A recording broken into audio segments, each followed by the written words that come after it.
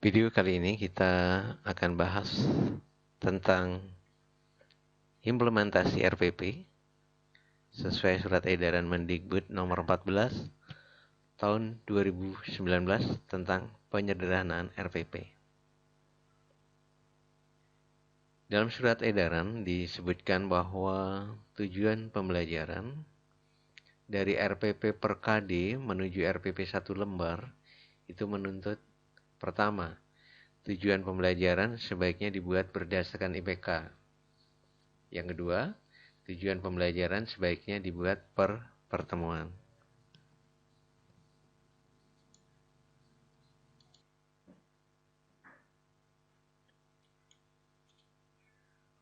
Dalam pembahasan video sebelumnya, disebutkan bahwa tujuan pembelajaran itu harus memuat konsep ABCD. Ada unsur audien, behavior, condition, dan degree. Audien adalah peserta didik, behavior adalah indikator pencapaian kompetensi, condition adalah model pembelajaran, dan metode pembelajaran. Kemudian degree-nya adalah sikap pengetahuan dan sikap keterampilan. Ini saya contohkan, saya buatkan tabel perencanaan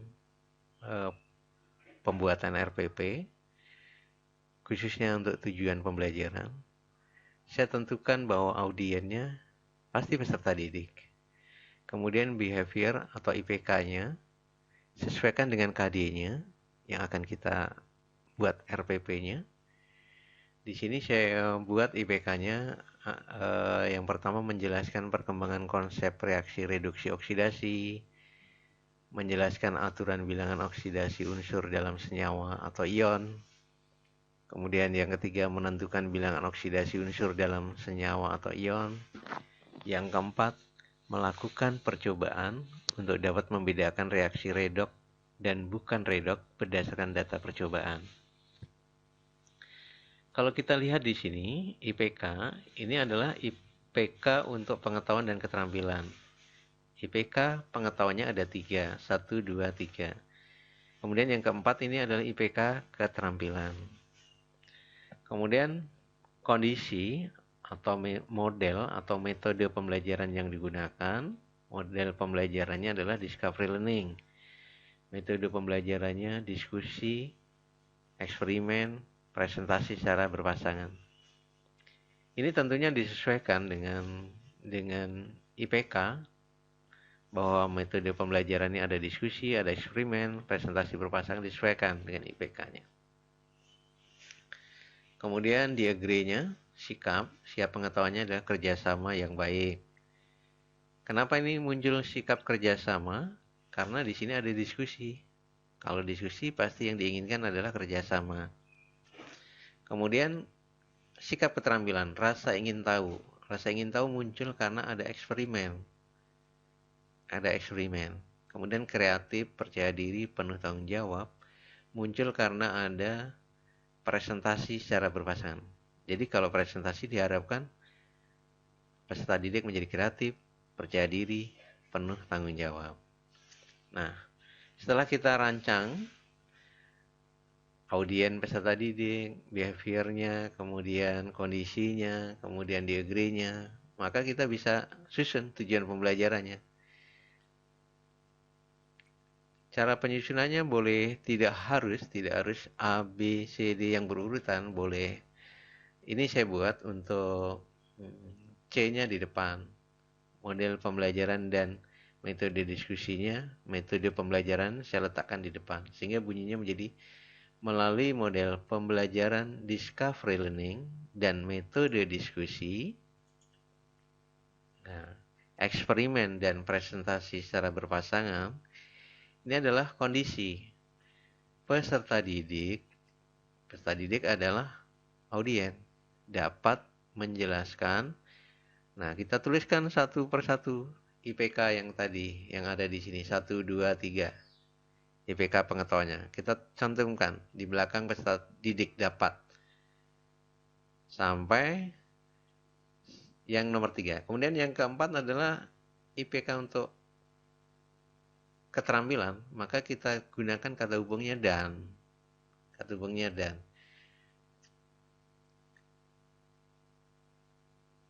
melakukan percobaan untuk dapat membedakan reaksi redox dan bukan redox berdasarkan data percobaan. Ini adalah IPK untuk keterampilan.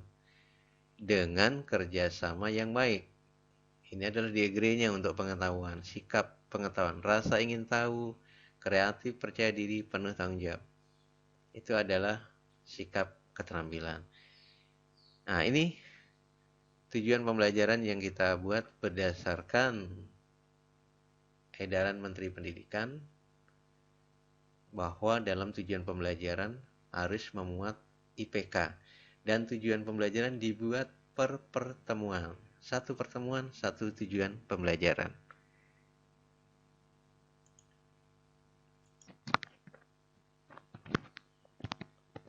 Langkah kedua, membuat RPP setelah tujuan pembelajaran kita tuangkan, kita tuliskan, dan sudah kita tuntaskan tujuan pembelajarannya. Maka yang kedua adalah langkah-langkah pembelajaran. Langkah-langkah pembelajaran itu terdiri dari 3 kegiatan. Yang pertama adalah pendahuluan, kemudian yang kedua adalah inti kegiatannya, kemudian yang ketiga adalah penutup. Karena tadi di dalam tujuan pembelajaran yang digunakan adalah model pembelajaran discovery learning, maka di dalam kegiatannya juga harus mencerminkan kegiatan discovery learning.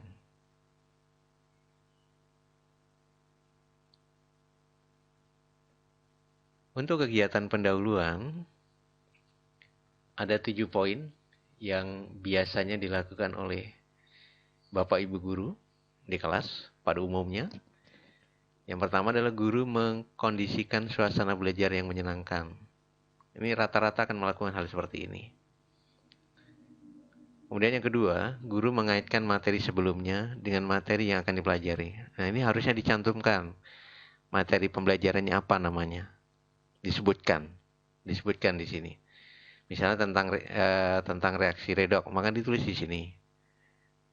Materi redox.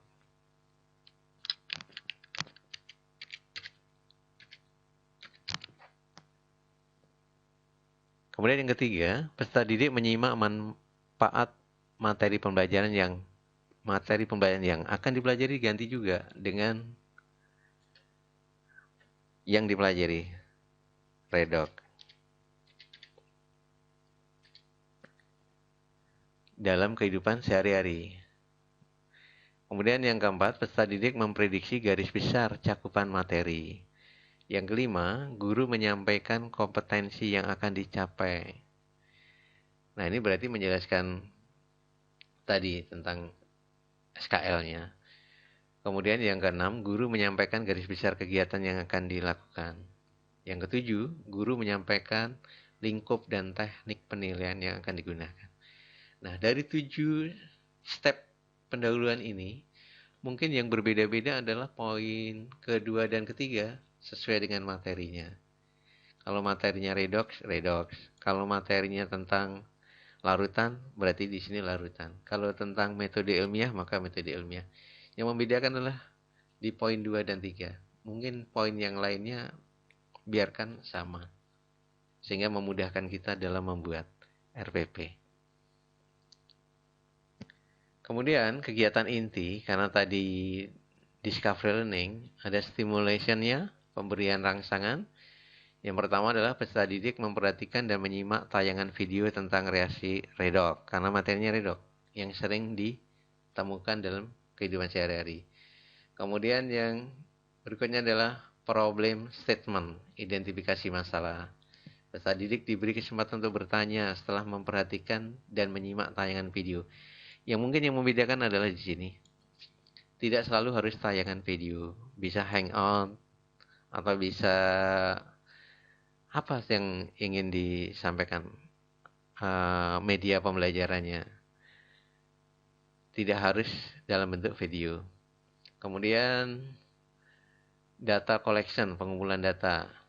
Secara berpasangan dengan teman sebangku, peserta didik mencari informasi dari berbagai sumber tentang perkembangan konsep reaksi redoks, aturan bilangan oksidasi, dan penentuan bilangan oksidasi unsur dalam senyawa. Nah, ini langkah-langkah ini dalam kegiatan inti pada dasarnya semua pokok bahasan atau materi atau KD apapun prinsipnya adalah sama stepnya. Yang membedakan adalah tadi yang saya sampaikan. Di kegiatan pendahuluan bisa materinya yang berbeda karena materi yang berbeda. Kemudian yang kedua, dalam kegiatan inti yang beda adalah dalam problem statementnya. Identifikasi masalah yang diberikan bisa lewat video, bisa lewat hangout, atau yang lainnya. Kemudian untuk pengumpulan data, data processing pengolahan datanya, kemudian verifikasi atau pembuktiannya, itu semuanya sama. Kemudian kesimpulannya, nah kesimpulannya tentunya adalah yang berbeda berdasarkan materi yang diungkap oleh peserta didik. Kemudian yang terakhir adalah penutup. Nah, penutup dalam step penutup ini terdiri dari 7 step yang hampir semuanya sama, hanya yang membedakan adalah yang poin ke-7, guru menyampaikan rencana pembelajaran pada pertemuan berikutnya. Nah, sebagiannya disebutkan materi berikutnya itu apa, disebutkan. Mungkin itu yang bisa membantu kita membuat RPP 1 lembar sehingga tidak merasa kita susah. Apalagi kalau kita memiliki RPP lama sehingga bisa kita adopsi, masukkan ke sini sehingga RPP kita untuk 1 lembar segera cepat terwujud. Dan ini saya tampilkan RPP yang 1 lembar yang utuh. Sekolah SMA SQ Pekerti. Kemudian mata pelajaran kimia, kelas semester 10, semester 2, materi pokok, reaksi redoks, dan tata nama senyawa. Alokasi waktunya 3 kali 45 menit, pertemuan ke-1 dari 2 pertemuan. Karena RPP itu dibuat per pertemuan, maka disebutkan KD ini untuk 2 pertemuan, maka dituliskan di sini pertemuan ke-1 dari 2 pertemuan. Kemudian tadi tujuan pembelajaran yang sudah kita buat, kemudian sintaknya, ini langkah pembelajarannya.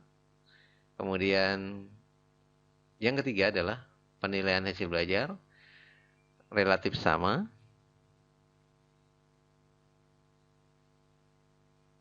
Mungkin itu yang bisa saya sampaikan pada pembahasan video kali ini.